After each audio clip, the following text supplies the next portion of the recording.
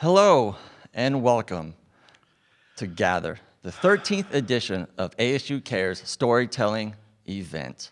This event is held on the final Wednesday of every month. And if you're joining us tonight, thank you for being here. I am Travis May, storytelling instructor at South Mountain Community College, and I'm also your host and MC for this evening's event. Tonight marks a very special night because it's the 1-year anniversary of Gather, this series. And we're broadcasting to you live from the venue itself, this historic venue, ASU Care. So we're very fortunate and very proud. And I'm also very fortunate and proud to be with 2 other wonderful tellers here in the Valley. And stick with us throughout the show because at the end, we will have a Q&A with the 2 tellers and myself. So please feel free to look into the chat, do some comments, keep it PG-13, family friendly, but we welcome those, and at the end, we'll get to those Q&As then. So without further ado, I would like to introduce our first teller. This teller is known as the Crafty Chica. You may have heard of her. She's been around the Valley. She's been telling stories. You may have seen her around. She's a former syndicate newspaper columnist and now a full-time creativepreneur. If you don't know what that is, Google it. I had to. Creativepreneur. It's a thing. It's a real thing. All right? So, which has led to multiple product lines and collaborations with national brands. She has authored several craft books and novels, including Forever Frida. It's a celebration of life, art, loves, words, and the style of Frida Kahlo. Wow. Kathy has a new book coming out in December and has a new product lines debuting this year for HSN, Bisque Imports, Madison Park Greetings, and Riley Blake Fabrics. Wow. Ooh. She has been featured in Forbes, New York Times, BuzzFeed Plus, and more. Visit her at Phoenix Art Boutique that she owns. It's called Mucho Mas Art Studio. Oh. And learn more about Kathy's world at the craftychica.com. Now, I have to beef up my bio because, Kathy, that sounded like awesome. So great job. So without further ado, let's welcome Kathy Cano-Murillo, please. Thank you. Thank you for having me.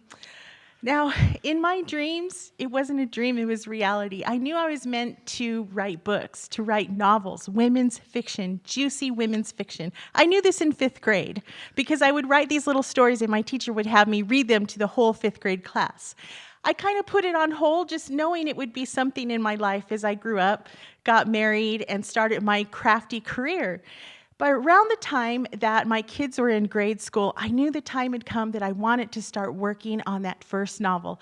I had already had craft books. I was represented by the William Morris Agency. I thought if there was ever a time to write a novel and pitch it, it is now because I could have that representation. So my husband took over helping the kids with their homework, cleaning the house, doing the dishes, everything, so that I could come home from working at the newspaper. I was an entertainment reporter there, and work on my novel that I knew was going to sell and be a bestseller. I worked on it every night. I ended up with like 2 to 3 dozen redos of the whole thing until I got it perfect.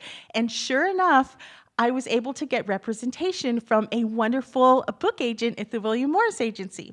Now, during the day, I was a reporter at the newspaper, and I sat in this pod with the arts writer, the movie critic, the classical music critic, all of them critics. And I remember telling them one day during National Novel Writing Month, "Oh, I'm working on a novel."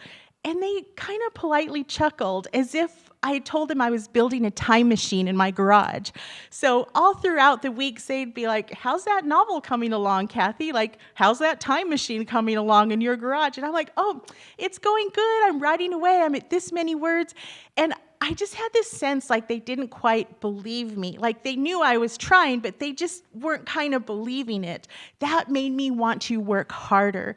And when I finished that manuscript, I sent it to my book agent, and I thought, wow, I know this is a good book because I worked so hard on it. It's my destiny. I'm going to be a published novelist. So I told my book agent, when you call me with your notes, can you call at the end of the day on Wednesday? Because I knew that's when all of these guys guys would be in the pod. And I said, and it's really noisy, so if you could talk really loud when you give me the notes, that would help a lot. I had it all set up, and oh my gosh, I could taste the success of it.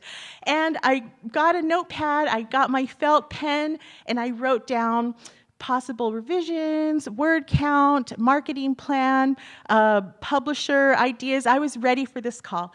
My book agent calls, and I'm like, hi, and I'm like, it's my book agent. book agent. And he says, Kathy, this is a mess.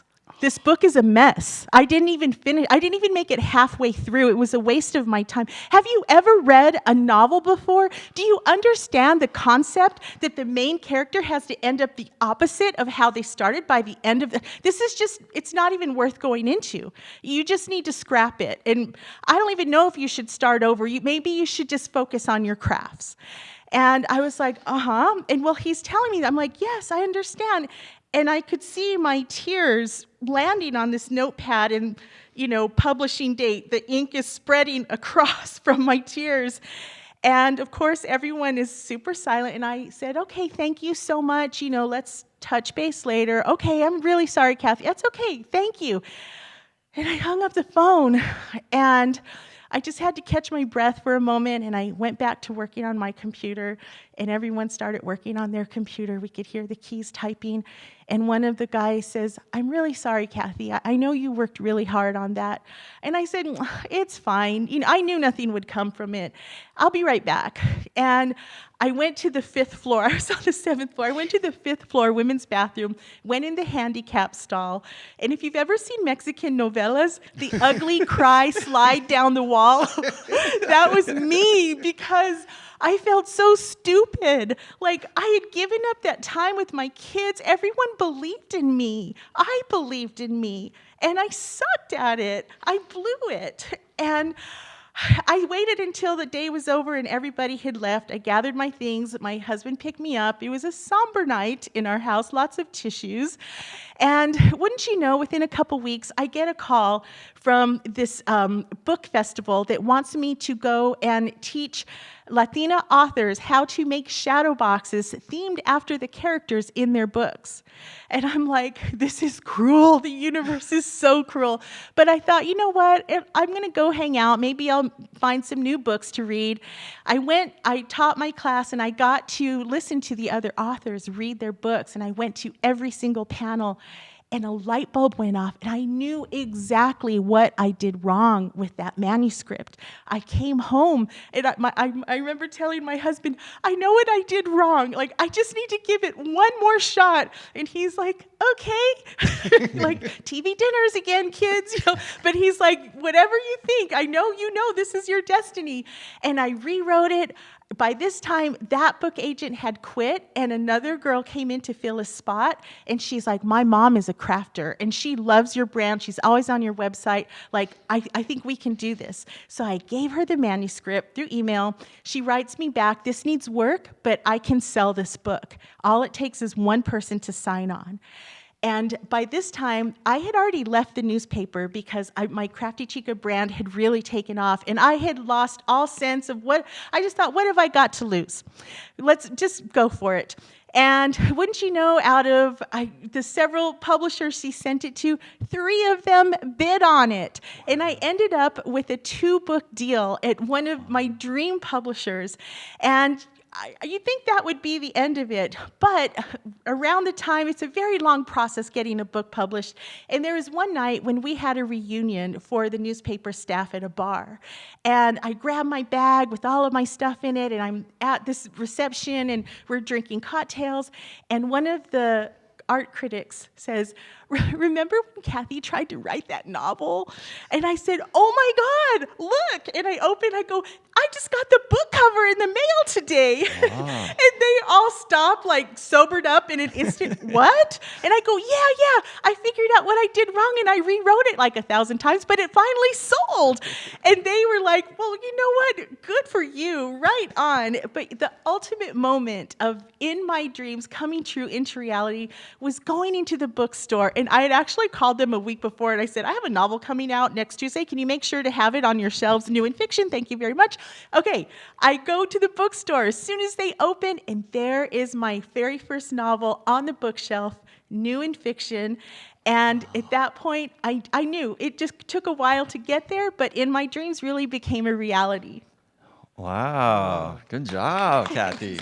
I wanna read the Congratulations. book. Yeah. So, Kathy, what is the name of the book, the novel? Okay, that first novel was called Waking Up in the Land of Glitter, and it's actually being adapted into a screenplay by a screenwriter right now. So Wow. it has legs. You just never know what's going to come. You just got to keep pushing. Very Even good. when you have a hard fail, Yeah. several hard fails, you just got, if you really want it, pick it up and keep trying. I love it. And so, with your friends, did they not have faith in you, or do you need to pick new friends now? I mean, No, all my friends were very supportive. right. Everyone is very supportive. I think they were supportive because they knew how much I wanted it, and I really believed in it, so they believed in me, but they were there to comfort me when things went bad.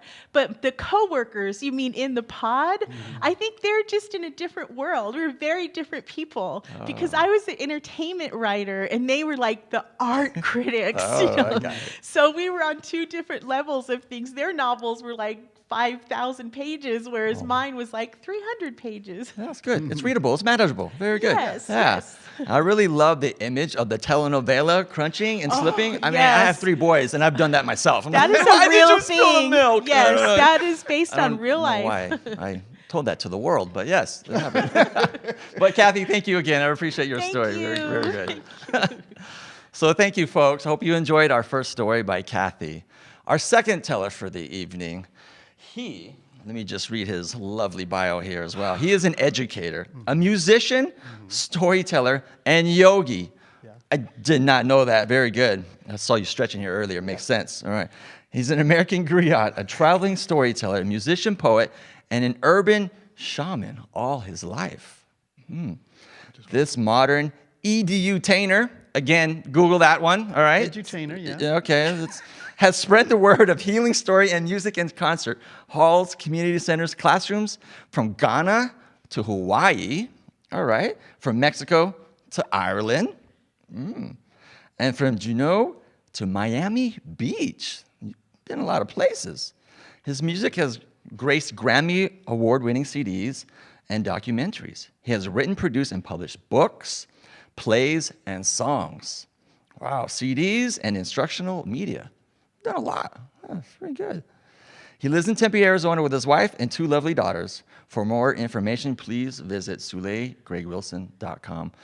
And with that, welcome my old friend, Sulé. All right. Thank you so much, Travis, and thank you. Wow. Yeah. Dreams, they say life can turn on a dime. But what can a dream turn on? When I arrived at Oberlin College, freshman year, I had made a decision already in my dreams. Really. Because there were 2 of me then. There was the one that my Aunt Thelma used to talk about. Every time she saw me, she said, every time I see Gregory, all he wants to do is have these rocks. He's always got rocks in his pocket. Because I was always looking for fossils and crystals and beautiful, energizing stones, and looking at the lay of the land, how it had morphed over time and what it was in that split second that we had of life to see it. But then there was the other guy who took the Quaker Oats boxes and played them like conga drums and had them in a little set that I kept separate in the kitchen, in the cabinet. And that guy grew through the Oya African dancers and drummers in junior high school. And that became the storyteller and the dancer and, performing in Annapolis and performing all these places. But then college comes. And it's time to get serious. So I decided to be a geology major so I could go back to paleontology. But I brought my conga drums with me, and I had them stuffed in the dorm room with my roommate then, just in case. And I signed up for Chemistry 50, not even 101, for geology. But I rocked it in ethnomusicology. And I got in the jazz band, and I played in the gamelan. And I didn't know what I was doing, But I had a talk with the guy who was the head of the percussion department. And he said, I think I'm going to sponsor you for your January term off campus. Because Olatunji came here last year, and I think it'd be great for you to go there. And Mike Rosen sponsored me, and I went, and it was fantastic. I spent a month in New York City. I got to play and study with one of my idols. I got to stay at my uncle and aunt's house. I got to hang out in Harlem. And I came to realize that the idea of me spending 4 years in a small town in northern Ohio was way out of the question. That was just not going to happen with who I was.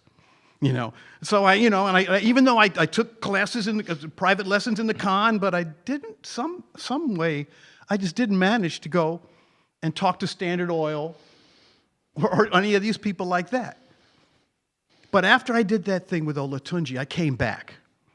And I realized I was in the wrong place. So I went to one of my best friends, Jocelyn Hines, the cellist, who grew up in New York. So I went to her and I said, Jocelyn, you're from New York. Which university in New York do I look like I go to?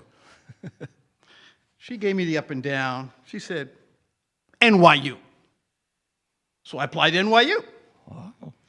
And then I worked hard on my grades just in case I got accepted, because the first year this is really messed up, So I went home. That was the bicentennial summer, and blessings, my Aunt Sheila got me a job playing drums on this touring show called Black American Reflections. We had Roscoe Lee Brown, we had Brock Peters, we had Cecily Tyson, we had local dancers, and I got to be in that. I was like hot stuff, And also, I was doing that. And I also apprenticed myself with Baile McKnight, a drum maker, importer, and seller. So I was there carving drum shells and pulling, But if I was a geology major, shouldn't I have been with the Park Service or the Geographic Survey or something like that? I was dreaming. But anyway, so I come in, and Baile says to me, I've done something for you. I signed you up to be in the van to go up to Philadelphia with the African Heritage dancers and drummers, because Ile Ife Festival is happening, and I want you to go. Okay. I didn't know anything about it. So I get up early for that Saturday, and I'm sitting in the back of the van. I don't know anybody. I don't know what's going to happen. I just kind of go there. And we pull up, and it's boom, there's dancing and drumming and music, and I can smell the good food, and people are having a great time, people in African clothes, and they cut cutoffs. It was a beautiful day in the middle of summer in Philadelphia, so everybody was out. And I was like, gosh, And they pile out, and I'm the last one because I was in the back trying to be inobtrusive. And then this guy just comes out, he comes flowing out, got this indigo bandana, his afro is like, like this, big bright smile, and he got a big agbada country cloth, and he jumps up to me and says, welcome, I love you, and gives me this big hug and pats me on the back and just goes off. Wow. And I was like, okay. and that was kind of like the whole day was for me. I was just full of all this joy and culture and good food and music. And so that I remember. And one other thing I remember, I was hearing this fantastic music. This bateria was like kicking it. And this crowd had gathered. So I was like, I want to see. So people were doing like this with the music. And so when they went like this, I kind of slid in. And when they went like that, so I finally got it. Because I wanted to see who these drummers were. Mm-hmm. And I got inside, and it was one guy. Wow. This one guy with this big red afro and beard, freckles, and fat fingers. He was playing like 3 drums. Wow. And he sounded like a whole group of people playing. I was like, oh. Well, the memory of that day, the energy, the life of that day sustained me going back to college in Ohio, getting my grades, and getting out of Dodge. I drove straight from Oberlin, Ohio, straight to New York. I got a place with my cousin in Midtown, 59th between 1st and 2nd, with her and her boyfriend and about 50 million roaches in that place. It was nasty. I've got a story on that. But I had a list because just before I left, Mongo Santa Maria had come. And I got up my nerve, and I went backstage, and I talked to the drummer who lives in New York, Steve Berrios, and he gave me names and numbers of people in New York to hook up with and places to go. So when I got to New York, I went to my cousins, and I was like, Minnesink up there, City College over there, going down to playing in the Village, going up there, playing in Central Park. I was going around, I was absorbing the city. And I said, look, I'm looking for authentic, spirit-minded, community-focused people. And every place I went, every place, they said, oh, you want that? You want international. Okay, well, international was the International African American Ballet, which was just a year old, this super group of folklorists who had been in all these other companies, and they came together to make their own group.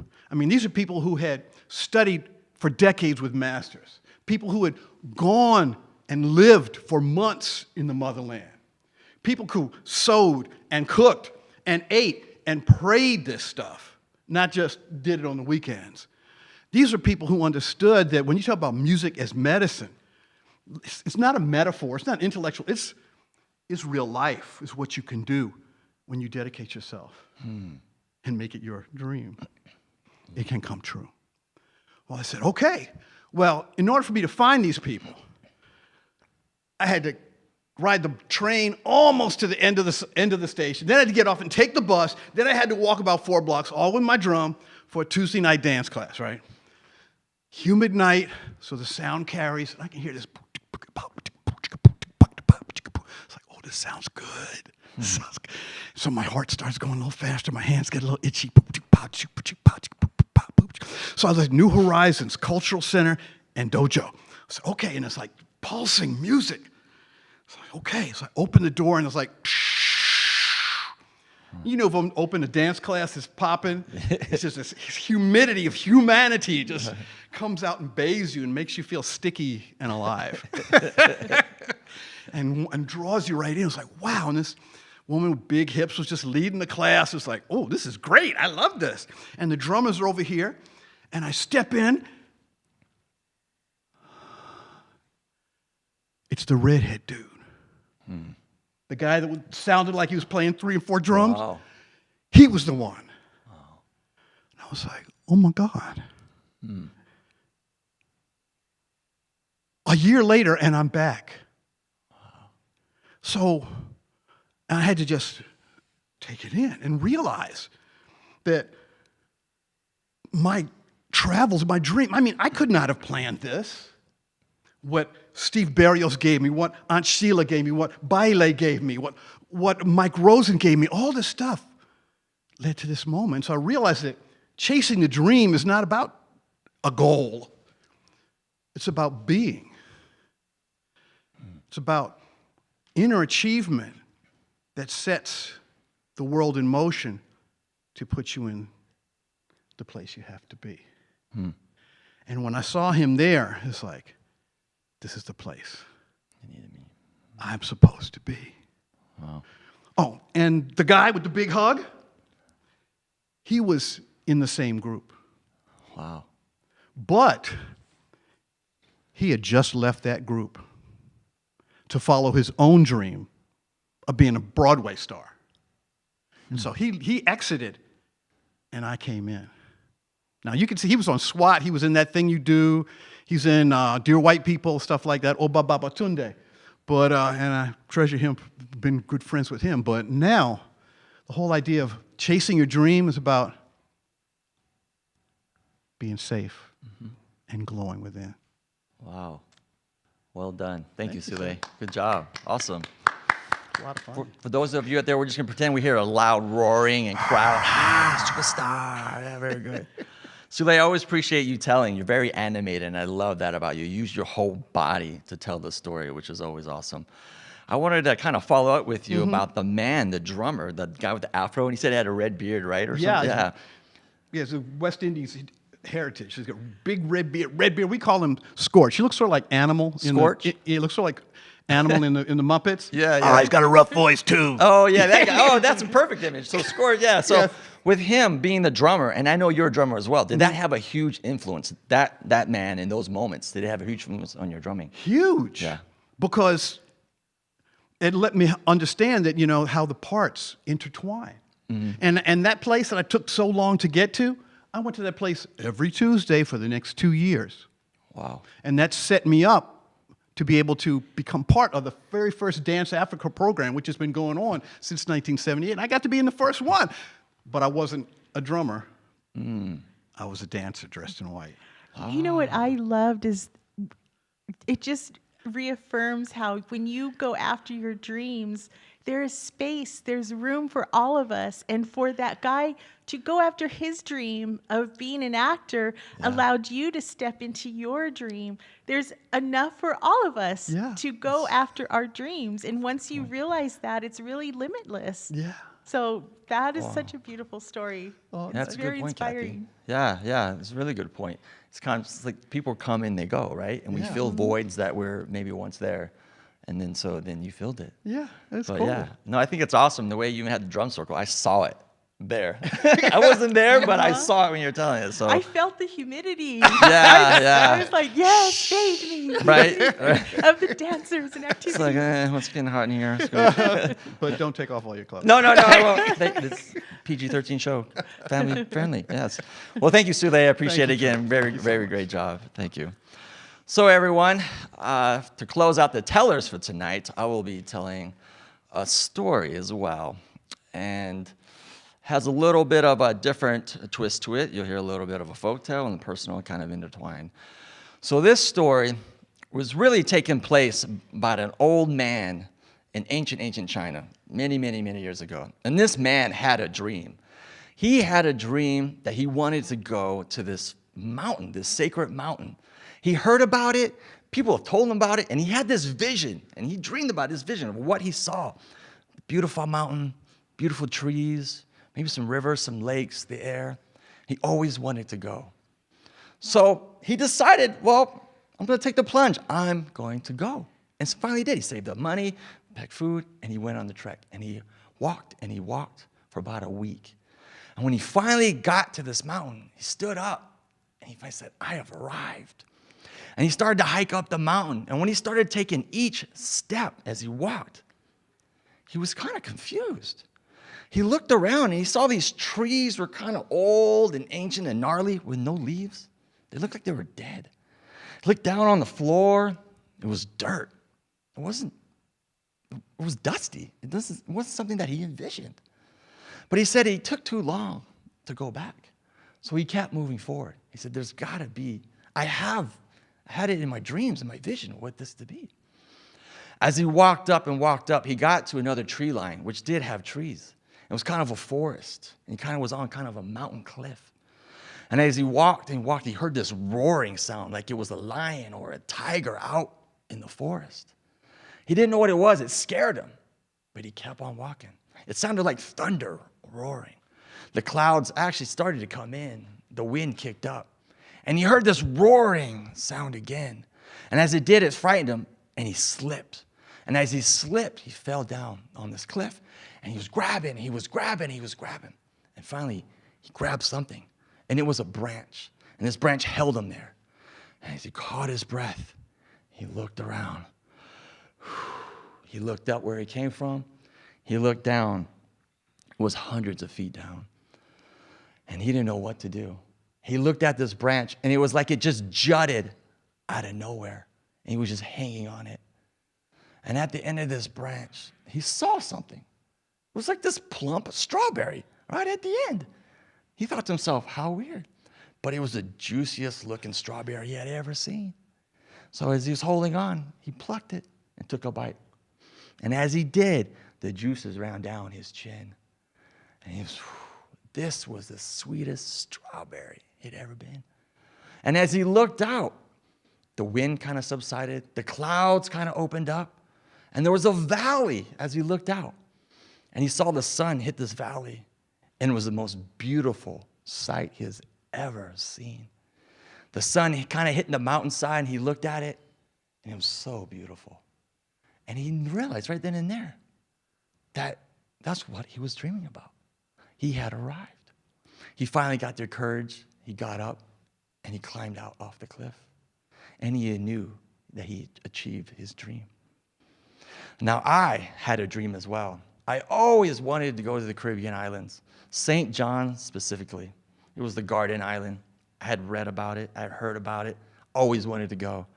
So finally, I saved up money, and I booked a trip to go. And I went by myself for 2 weeks. And so when I got there, I booked everything, actually, before Google was even around, was named. It was all through books and phone calls. So I just had pictures to go off of. Nothing really solid like we have now. And when I got there, I had booked a villa. I was like, I'm going to stay in a villa.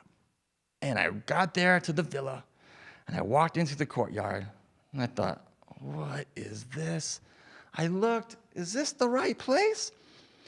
And I got shown to my room, and it was actually 6 small rooms that shared 2 bathrooms. And my room was no bigger than a janitor's closet, enough for a nightstand and a little bed. And I thought, this is not what I saw in my mind. This is not what I had in my dreams. This is not what I envisioned. And the bathroom had a sign on the mirror, and I'll never forget it, because it was a water shortage at that time. And it said right on the mirror, if it's brown, flush it down. If it's yellow, it's mellow. So sometimes you never know what you would walk into that bathroom, and you had to share it with other patrons. Well, that wasn't up to my standards. I did not expect this.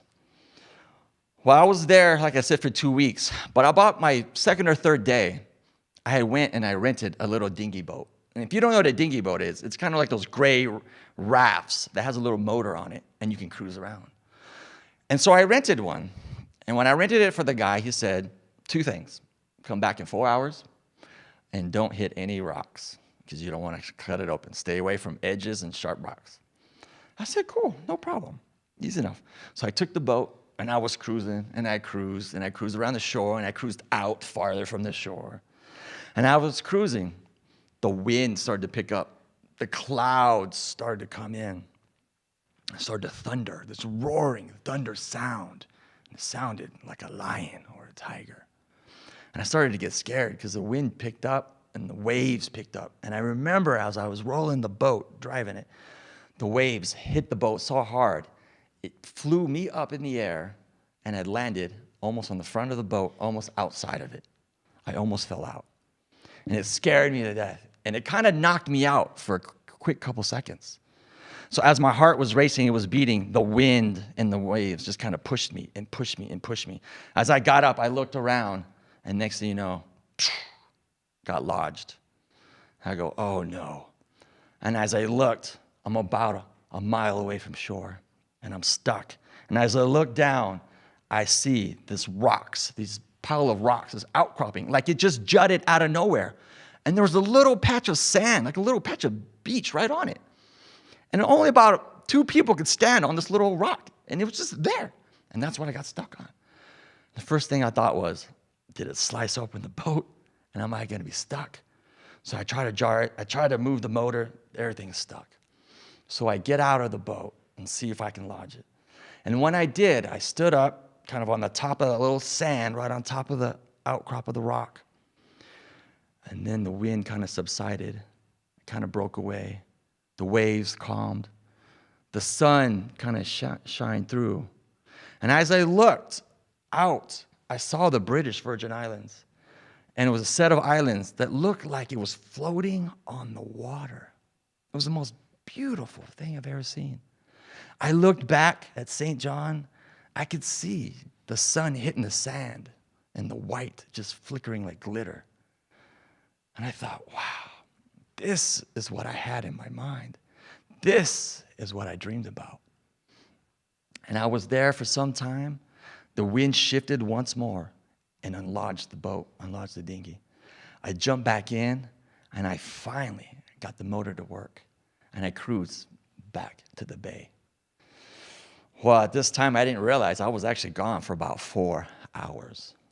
When I got to that place, I returned the boat. I looked back. I thought, man, how sweet that was, that view.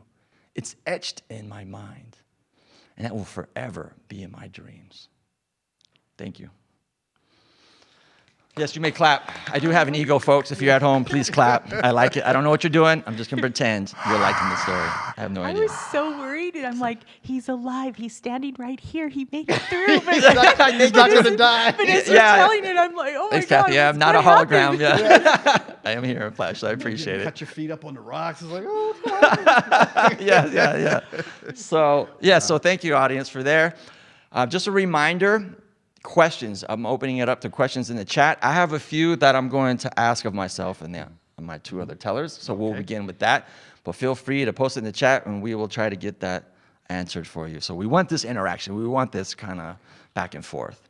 I better put my glasses on if I'm going to read this chat. So. Did you ever go back to that island?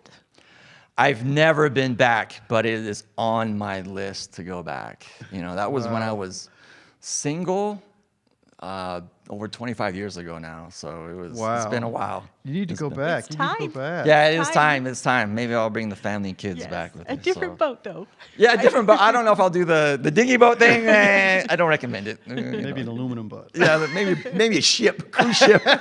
I'll show up. Yeah, so maybe we'll do that. So awesome. So right here, we'll let me go ahead and ask a question. I'll just kind of open it up to maybe Kathy, if you want to go first and answer, and then Sulé. So I'll have one, and I'll answer as well here. So this first question is, tell us about your storytelling experience and the role it has played in your life so far. Kathy, if you want to shoot that one. I get it from my dad. Every night at dinner, he would come home from work, and we'd sit at the dinner table, and he would just tell us all of these stories of things that he did as a kid and death-defying situations that he got himself out of. And I just loved hearing his stories. He was so animated. And I realized as I was growing up that I'm like, wow, I can match that story. Wow. And it just became something that I love to do. It just comes very natural. And we all have those moments where I can't believe this is really happening. Is this real life? And the only thing that brings solace is like, this is going to make a good story later. So just get through it. It's almost like you're filing it away, right? Like, I got this one. I survived this. This is going to be great. Yeah, make note. Yeah. So it seems like it's kind of in your family history as well. Like, oh, yes. My dad has passed away, but my Uncle Joe, he has picked up on all of the stories. And so I still hear his stories and all of my family stories. And I love that through blogging, I've been able to write all of them. Like, I didn't even realize I was a mom blogger when I was doing it. Right. But I have files on both of my kids, everything they did. And now they have these stories that they can share as they grow older. wow. So how old are your kids right now? 28 and 30. Okay, wow. Yeah, so you got a lot of dirt on them. So Oh, you can, yeah. Okay, yeah. So They give kids, me good material. yeah, and be careful. I'm taking notes of mine. Mine are younger, so I'm jotting them. Very good. Thank you, Kathy. Sulé, same question here. Tell us about your storytelling experience and the role it's played in your life. Well, sitting at the kitchen table. My dad worked at Howard University, and not only did he tell stuff, going down south, but growing up in Philadelphia and in World War II, and with the people from all over the world that came into his office. And then also I'd go around the corner to my grandparents and listen to their stories and stuff like that. And I just got full of them, got full and hearing the history. And then as I heard about stories from other people's, I said, well, our stories need to be represented out here too. And so this became part of what I do. You heard African dancers and drummers and moving on like that. It's become like really foundational. Sharing has really become foundational for who I am, as my family can attest. Yeah. So Dad, stop, please. So for you, did you realize you were a musician first or a storyteller first? Or how did that kind of come about? Wow. I've always been like the edutainer. Yeah. Which is education and entertainment at the same time. Because when you're having fun, it's a lot easier for people absorb things. I didn't know that I was a storyteller. I didn't want to be a storyteller because a storyteller is a little old lady in the stupid hat in the kids department at the library on Sunday afternoon with a big book and a shawl. Yeah. You know, and I was like, Yeah. no, that's not me. But then Liz beat it out of me, so. Oh, Liz, yeah. Liz, the storytelling director at Cellphone, yeah, for sure. So I was always doing both. Yeah, But I had this thing against that storyteller stereotype. right. You know, for me, it's kind of something I didn't realize that I grew up. I had mentioned to you pre-show, I have about five or six good friends of mine that I've known since kindergarten, first grade, second grade. And growing up, we told a lot of stories, even now when we get together.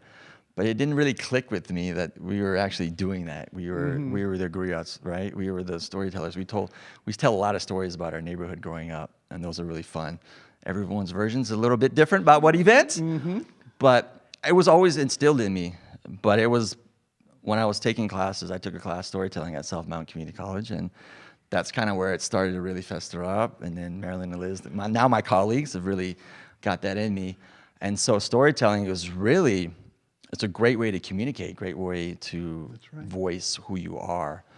And so once I really understood that, it kind of just grew. It grew. And then for me, I started teaching it, and then teaching storytelling kind of grew together. It was like one and the same for me, to whether I felt like I was growing professionally and personally, and it just kind of elevated for me, and the rest is history. So, Yes, it is. But yeah, it's great. Yeah, thank you. So I've known him for a long time. You should see this. He's like, it's great to see. Oh my goodness, It's great yes. to see. We're gonna edit that out. I don't know. No, This is what no. I was doing. Did you see what he did? He was good.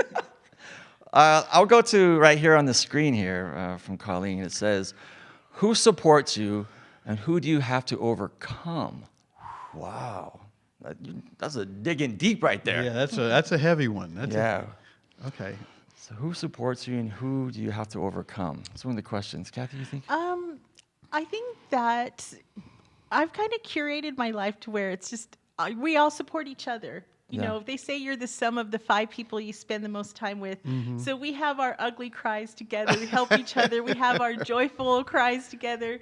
So it feels good to have that support, to know that even in the darkest times, I'm never alone. And I let them know that too. And then overcoming, it's just my own self-doubts. It's not anyone else. It's just like the Kathy in here that I think of in the past, like where I messed up, and is that going to come again?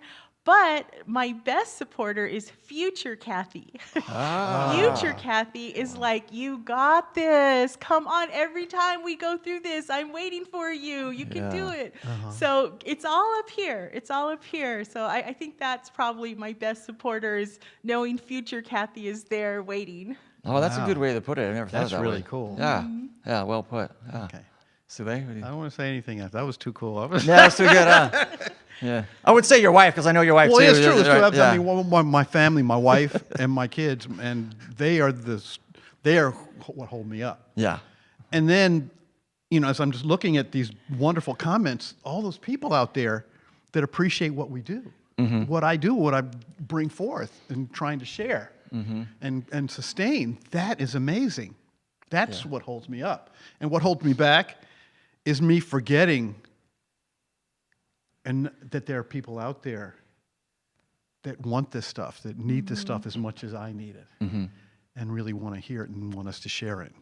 It's so necessary, because this is our life. We cannot make things ordinary. There is no ordinary. I don't know what that is. You have to What is- find the extraordinary in every day, and that's your story. Yeah. Everyone has a story every Yes. day that they could write a little script for a sitcom or something. Even if it's an exchange at the cash register at a store, there's something there. So just look for those little nuggets and just go deep on them and find a bigger meaning. You know, that's a really good point, Kathy, because there are little nuggets that we have throughout our daily lives that we never think, like, oh, that's just an instance. But you can actually make that into a story. You can grow that, you know, because when you talk about your feelings, your emotions, and what you learn from it, perhaps, right, or what you experienced, that becomes a story. That's perfect.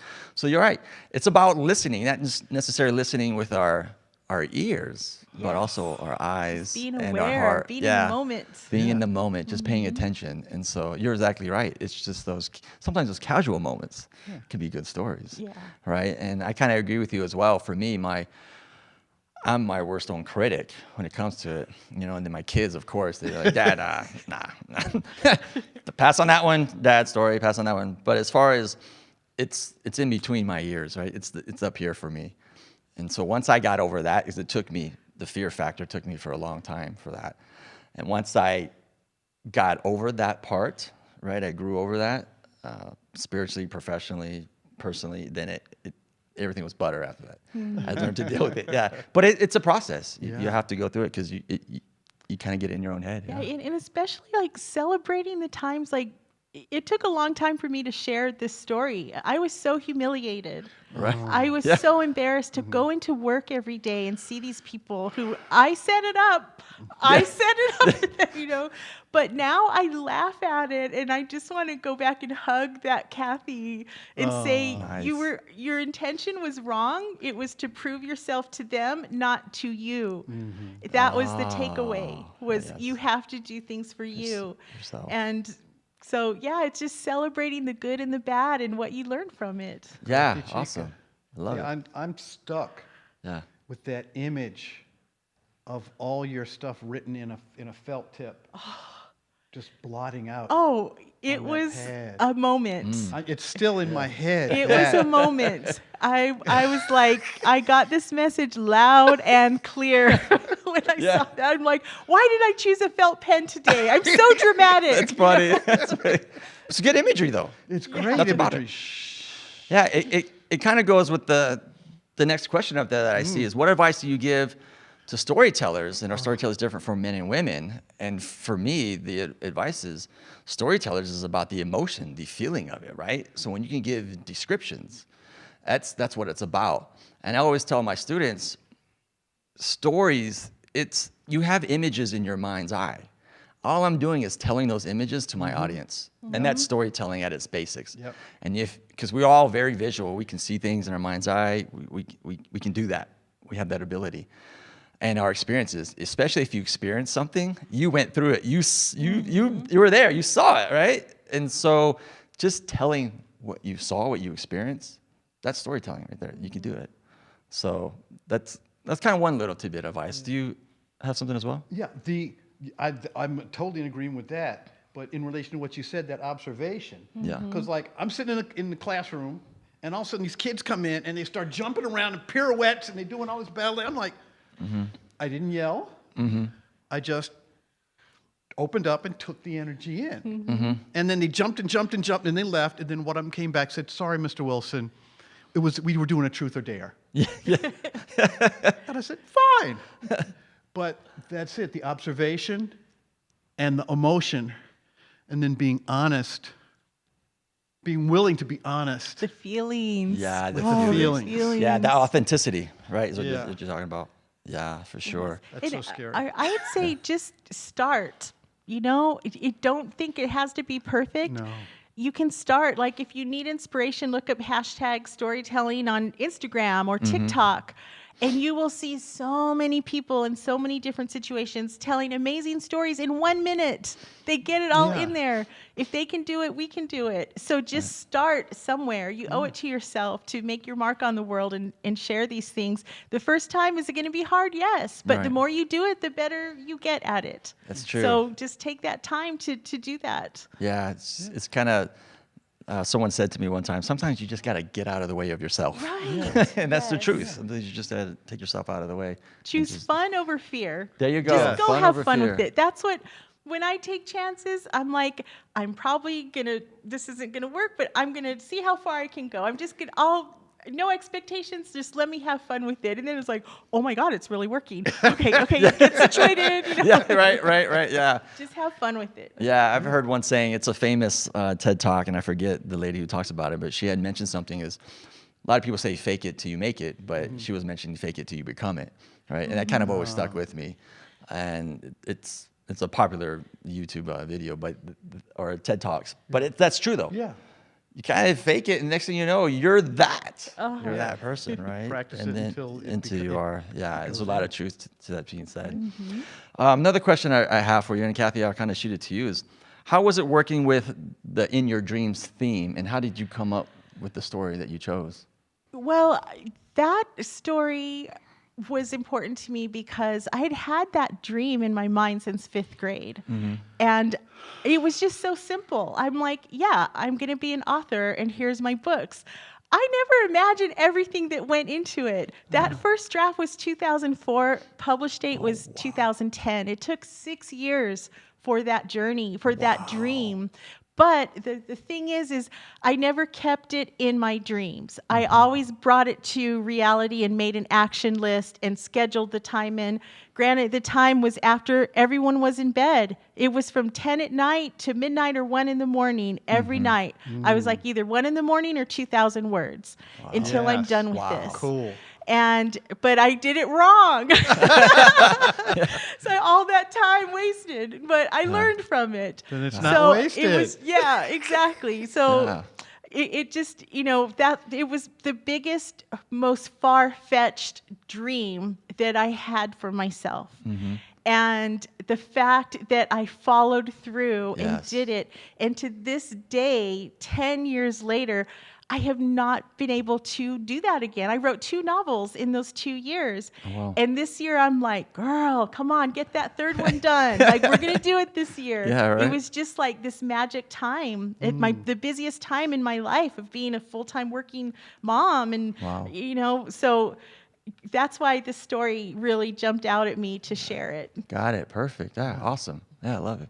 Sulé, what about you? Wow, that's a hard one because for me, I've squished myself a lot. I have things I want to do, but then I say, well, if I can't figure out how to do it, I'm not even going to think about it. But I didn't stop. So I kind of did everything with blinders on. That's why those people in that story were so important, because they were the ones that went and opened these doors. Wow. And blessed them all. And that's how I was able to move forward, because these people did this. And they were the catalyst in my dreams that made the dreams happen. And I just went forward. Yeah, you just walked it. Walked it. Very well. Because I was scared to see the dream. Right. Yeah, I totally get that. It's kind of where my story was at as well, and that's what brought it to my mind. Was I've always dreamed to go there. It was always on my list. This thing, we have bucket lists, right? That was one of mine. I was lucky to accomplish it in my early 20s, and so that was something I always wanted to do. But when I was thinking about this, I love telling folk tales as well, traditional stories. So a lot of people think folk tales, they're just for kids. Right, but they have values in them that actually mimic real life, and vice versa, honestly. And so I love bringing that to light, because you never know. Folktale, it's for kids. No, there's values in there. There's morals in there, and so it's about pulling those out. And so I love to do that. I love to kind of bring that in sometimes when I tell personal stories, and just kind of merge the two, or vice versa, right? And so he's really good at that. He's really good at that.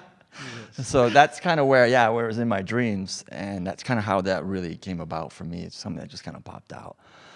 And so I see a question up here, and this is actually a really good one, and I think we kind of mentioned it a little bit before the show, was about the tellers, is understanding some tellers like the energy from a live audience. How was it transitioning to an online setting? So we are here in this beautiful historic venue. Yes, we are. But our only audience really is each other, and then the production folks, who are only 3 of them. So we are here in this beautiful hall. With you all. With you all, yeah. I mean, we love it. We love you all. I mean, you're making this happen, so, in the audience.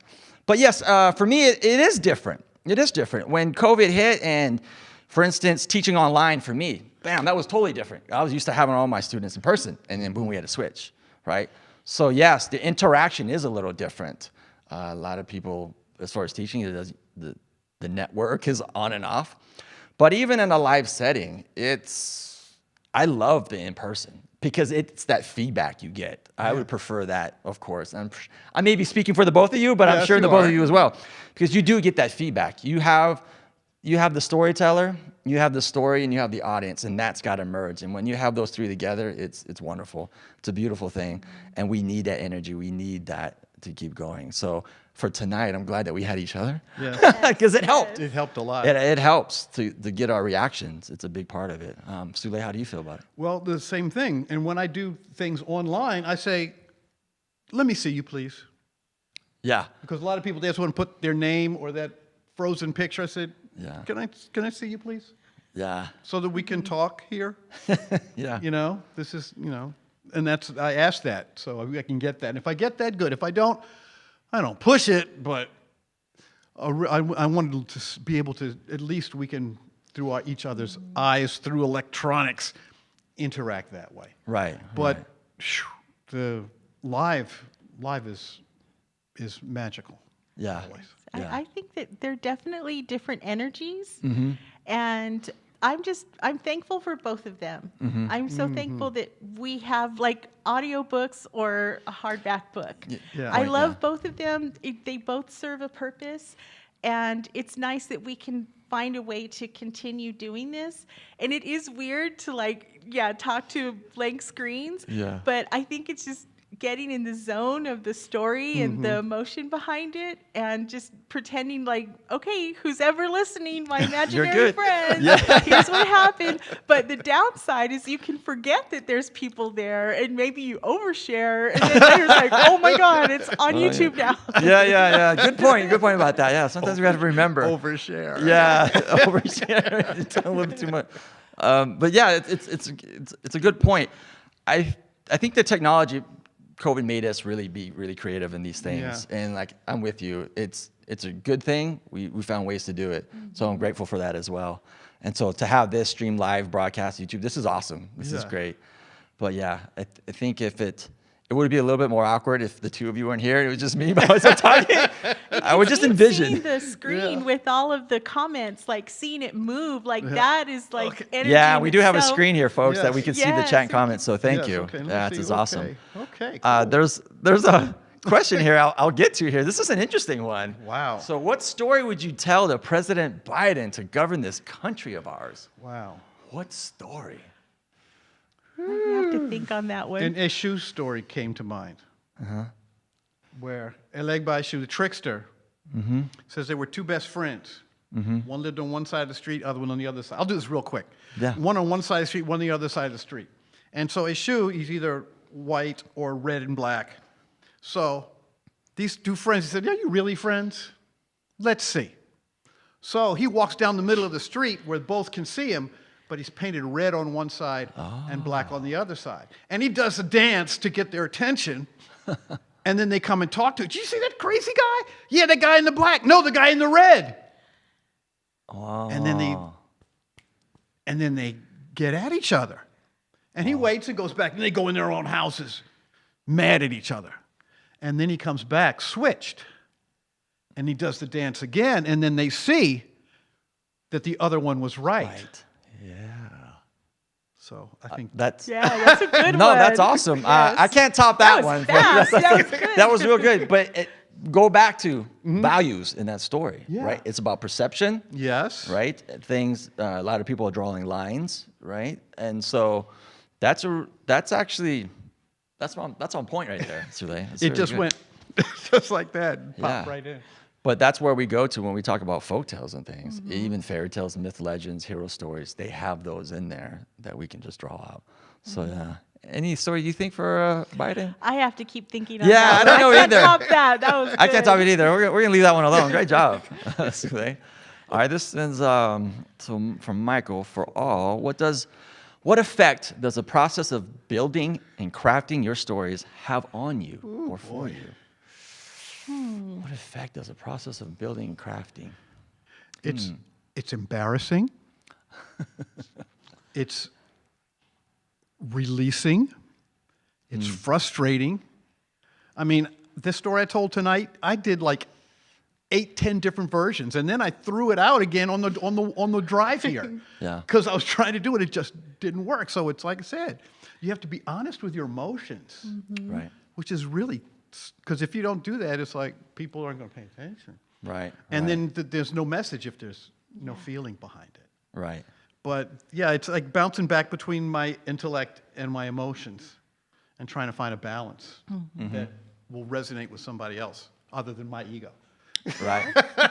Yeah, exactly. What do I you think it's Kathy? just acknowledging all of the feelings and the memory. Like it really marks that memory as something that happened. There's no turning back. Right. And I just always think that I hope other people are inspired. And my stories are always embarrassing stories. Like one year I told how I threw the family Christmas tree across the room. Like it was during finals and my son would not pass math.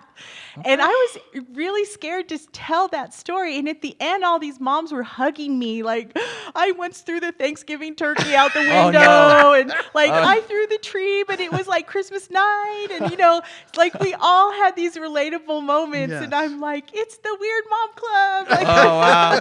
so just knowing that we're not alone, like Sure. what we experience, there's other people that share it too, the good and the bad, and it helps us go easy on ourselves.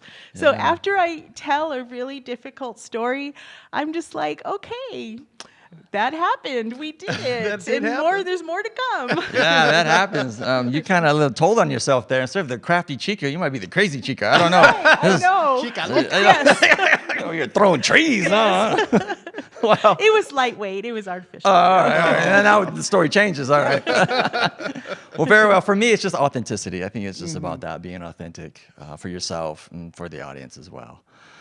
And so for tonight, that actually kind of wraps up our Q&A. So thank you very much for all of you for attending. Thanks for taking the time to be with us for this month of Gather. This is really important because we're actually trying to simulate the gathering. Although it's online, we want to feel like we are together. So thank you so much for hanging out with us. It has been a pleasure being tonight's guest and host. Sulé, thank you so much. Thank you. Kathy. You did a great Awesome. job. Yeah, You you guys did. were amazing. Oh, I feel man, so you guys- honored to be here with you guys. Y'all made it easy. So thank you, audience. Thank you so much. Thank you, thank We you. love what Thank happened you, on the guys. chat. Thank you so much. Yes, we the really chat was appreciate great. it. And so with that, any last words, Sulé, Kathy? God bless us, everyone. There we go. There we Go tell go. your stories. Yes, go tell All your right. story. Thank you all, and have a great night. Thank you so much.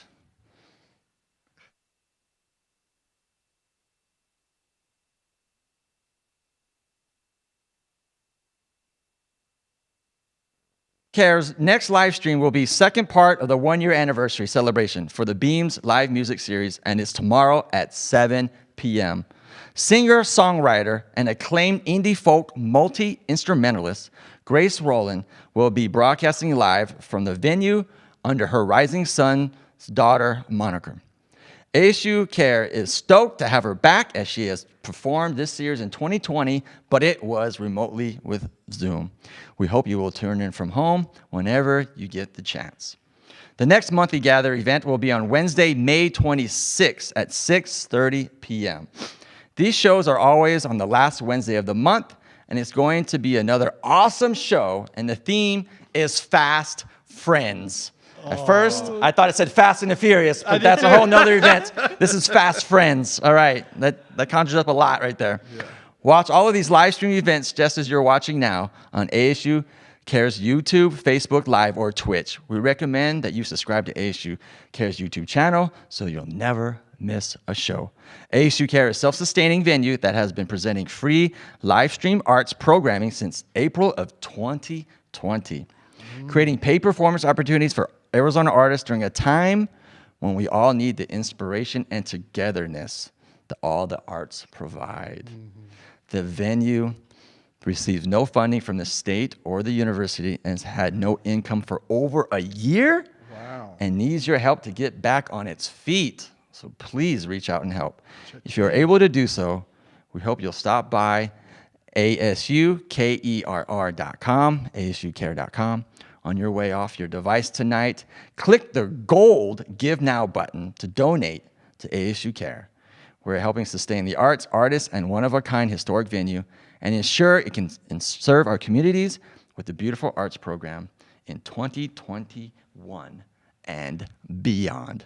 Thank you, and have a great night.